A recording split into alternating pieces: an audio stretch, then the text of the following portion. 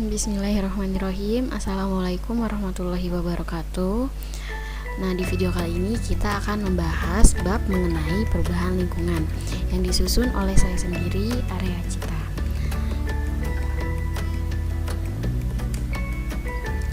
Terjadinya perubahan lingkungan akan mempengaruhi keberadaan kelangsungan makhluk hidup yang ada di dalamnya.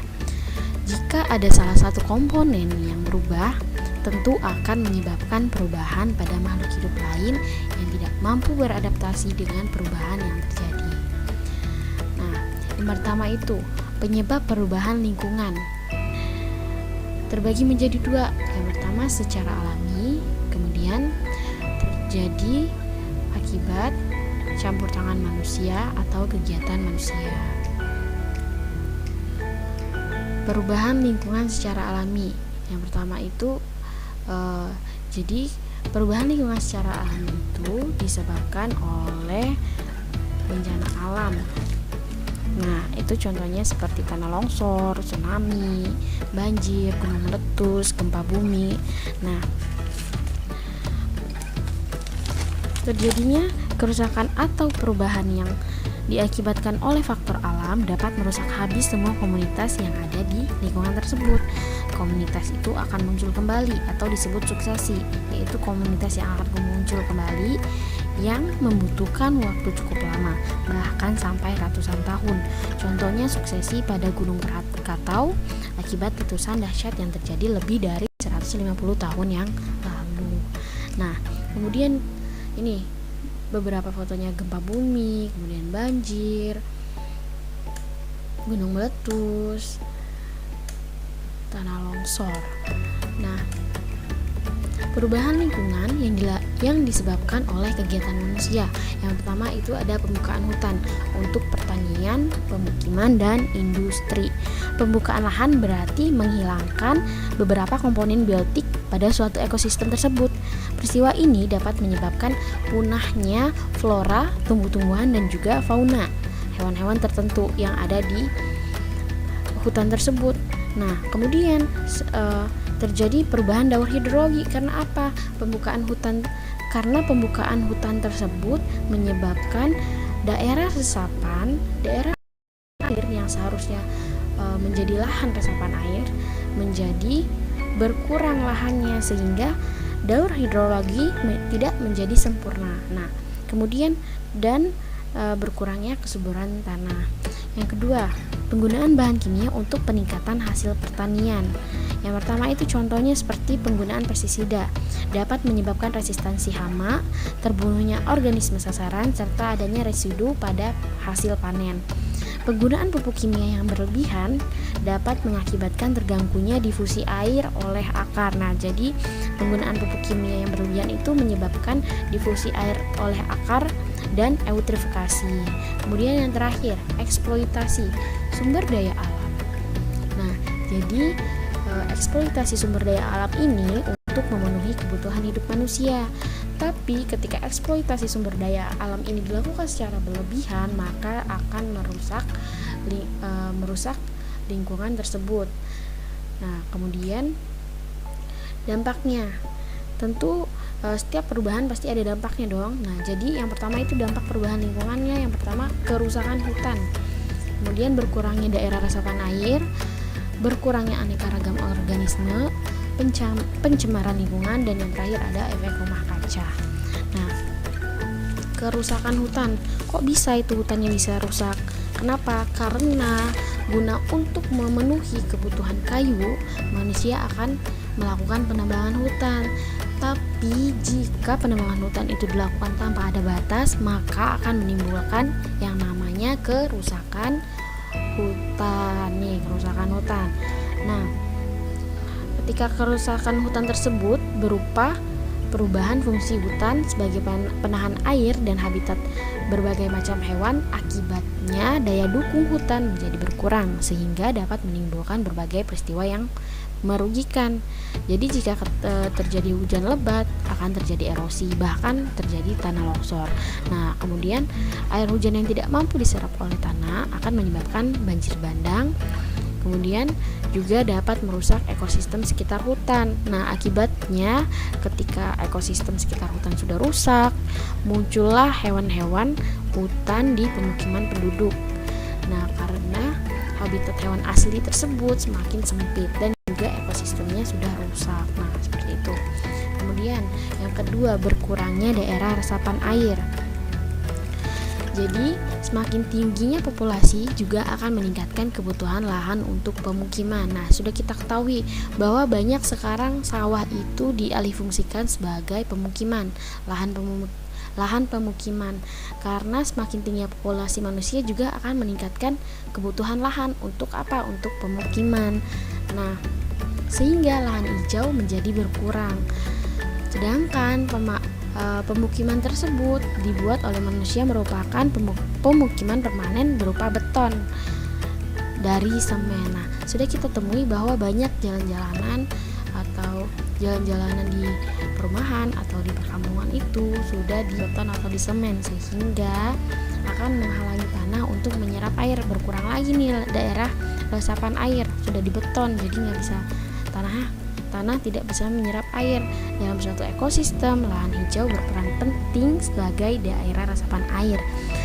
Jadi gimana kalau lahan hijaunya itu berkurang? Maka daerah tersebut akan mudah terkena banjir saat hujan lebat. Nah, selain itu, tumbuhan juga akan sulit untuk memperoleh air untuk proses fotosintesis, sehingga fotosintesis menjadi tidak efektif. Akibat lebih lanjutnya, udara menjadi panas karena tumbuhan tadi tidak dapat secara optimal memanfaatkan CO2 di udara. Kemudian yang ketiga, berkurangnya keanekaragaman organisme. Nah, untuk meningkatkan hasil pertanian, petani ini menggunakan terobosan dalam bercocok tanam. Memang berdampak positif terhadap hasil pangan, akan tetapi juga menimbulkan dampak negatif. Program insektifikasi pertanian menggunakan bahan kimia menimbulkan kerusakan pada suatu organisme. Nah, contohnya pada penggunaan pestisida. Memang itu akan membunuh organisme sasaran, tetapi juga akan membunuh organisme yang bukan merupakan sasaran, sehingga mengganggu komponen ekosistem. Penggunaan bibit unggul juga dalam sistem pertanian monokultur juga dapat mengurangi keanekaragaman organisme. Nah, karena hanya terdapat satu organisme dominan yang ada pada sistem pertanian, dengan sistem tersebut keadaan ekosistem menjadi tidak stabil, sehingga keseimbangan ekosistem sulit diperoleh, jadi tidak stabil ekosistem. Nah, dampak lain dari penerapan sistem tersebut adalah terjadinya ledakan populasi hama. Nah, selanjutnya pencemaran lingkungan itu ada terbagi menjadi 3 lagi. Yang pertama itu pencemaran udara, kemudian pencemaran air, dan pencemaran tanah. Nah, pencemaran lingkungan disebabkan oleh apa? Yang pertama itu overpopulation. Apa itu overpopulation? Yaitu pertambahan penduduk yang tidak terkendali. Kemudian pesatnya perkembangan dan penyebaran teknologi. Dan yang terakhir, polutan dalam jumlah besar. Juga termasuk penyebab pencemaran lingkungan. Karena apa? Polutan dalam jumlah besar, tetapi alam tidak bisa lagi menetralisir karena terlalu banyak polusi. Nah, kemudian pencemaran udara. Penyebabnya CO dan CO2. CO merupakan hasil dari pembakaran tidak sempurna dari mesin kendaraan dan industri. Akibatnya keracunan pada manusia juga ketika CO2 terlalu banyak di udara sehingga menyebabkan efek rumah kaca. Nah, kemudian SO dan SO2, sulfur, yang sudah kita bahas di bab sebelumnya. Di dalam daur sulfur berasal dari pembakaran minyak bumi dan batu bara. Nah, ini biasanya digunakan di bidang perindustrian, menggunakan minyak bumi dan batu bara. Nah, akibatnya hujan asam. Sulfur yang bereaksi dengan air di langit akan menyebabkan hujan asam. Nah, kemudian Yang ketiga, CFC terdapat pada parfum, aerosol, AC, dan lemari es. Nah, itu menyebabkan rusaknya ozon. Kemudian NO dan NO2 lebih banyak berasal dari kendaraan bermotor, produk energi, dan pembuangan sampah. Akibatnya, ketika banyak di udara, paru-paru akan membengkak, gangguan pada sistem saraf. Nah, upaya untuk mengurangi pencemaran udara seperti apa? Yang pertama, mengurangi pemakaian bahan bakar fosil. Kemudian, penyaringan asap sebelum dibuang ke udara dengan cara memasang bahan penyerap polutan atau saringan. Nah, kemudian yang ketiga itu penurunan suhu sebelum gas dibebaskan. Mengalirkan gas buangan ke dalam air atau dalam larutan pengikat sebelum dibebaskan ke air, atau dengan cara penurunan suhu sebelum gas dibuang ke udara bebas. Kemudian yang keempat, membangun cerobong asap yang cukup tinggi dapat menembus lapisan inversi termal agar tidak menambah polutan yang tertangkap di atas suatu pemukiman penduduk. Kemudian yang terakhir, memperbanyak tanaman hijau di daerah polusi, terutama di daerah polusi udara tinggi, karena salah satu penggunaan tumbuhan adalah sebagai indikator pencemaran dini. Selain sebagai penahan debu juga dan bahan partikel polusi lain. Nah, pencemaran air. Yang pertama itu pembuangan limbah ke sungai, ke perairan, sungai, danau atau laut. Kemudian penggunaan bahan kimia beracun seperti pupuk kimia dan pestisida yang berlebihan. Kemudian terjadinya erosi. Erosi itu yang membawa partikel tanah-tanah ke perairan. Kemudian tumpahan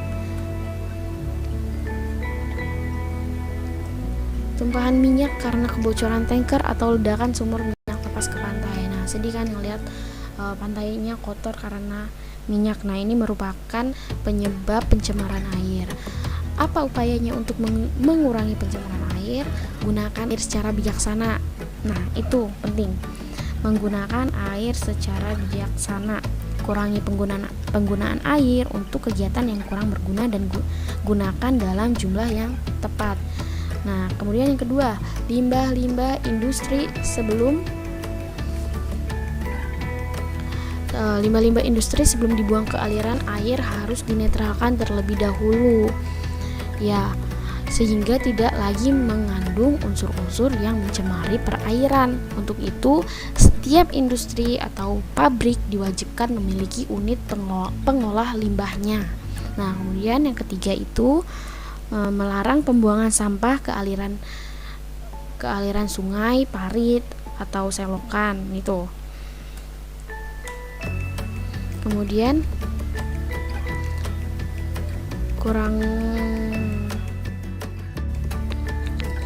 apa aja sih upaya untuk mengurangi pencemaran air? Yang pertama itu gunakan air secara bijaksana. Menggunakan air secara bijaksana, kemudian mengurangi penggunaan air untuk kegiatan yang kurang berguna dan gunakan dalam jumlah yang tepat. Kemudian, limbah-limbah industri sebelum dibuang ke aliran air harus dinetralkan terlebih dahulu sehingga tidak lagi mengandung unsur-unsur yang mencemari perairan. Untuk itu, setiap industri atau setiap pabrik diwajibkan memiliki unit pengelola limbah. Nah, kemudian melarang pembuangan sampah ke aliran sungai, ke aliran parit, kemudian selokan yang menyebabkan pencemaran air. Kemudian yang keempat, mengurangi penggunaan bahan kimia seperti deterjen, pestisida, dan pupuk kimia. Kemudian mengoptimalkan pelaksanaan rehabilitas lahan kritis yang bertujuan untuk meningkatkan konservasi air bawah tanah, sehingga ketika tumbuhan melakukan fotosintesis, air tanah bisa digunakan sebagai bahan fotosintesis. Seperti itu. Kemudian yang selanjutnya, pencemaran tanah. menyebabkan menurunnya tingkat kesuburan tanah, matinya organisme pengurai, kemudian menurun produktivitas tanah, perubahan pH tanah.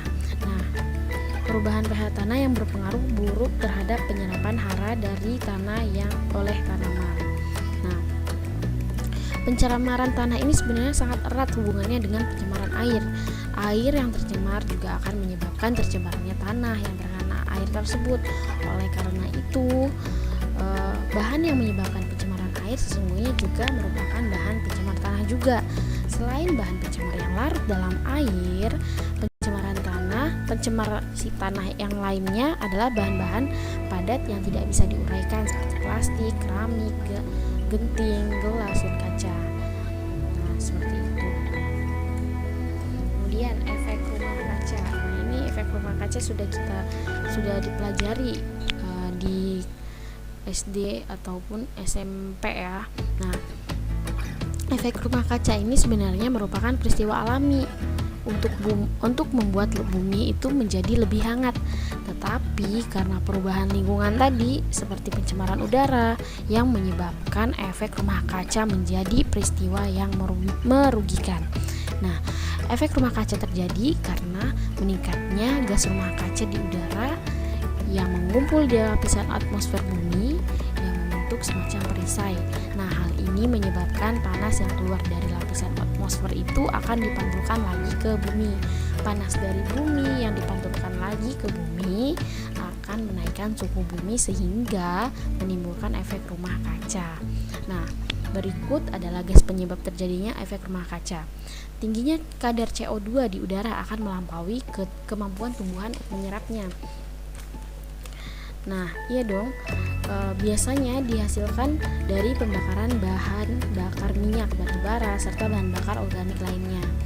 Tingginya kadar CO2 di udara akan melampaui kemampuan tumbuhan-tumbuhan untuk menyerapnya.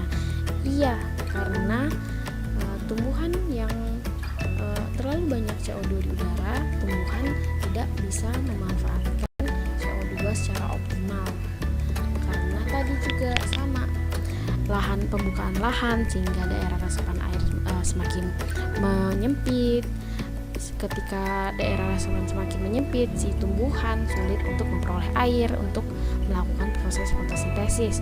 Nah, ketika airnya sulit ditemukan sedangkan CO2-nya banyak di udara, nah CO2 itu tidak bisa dimanfaatkan secara optimal. Jadi tidak seimbang, airnya kurang tapi CO2-nya banyak di udara, sehingga CO2 yang di udara tidak bisa digunakan.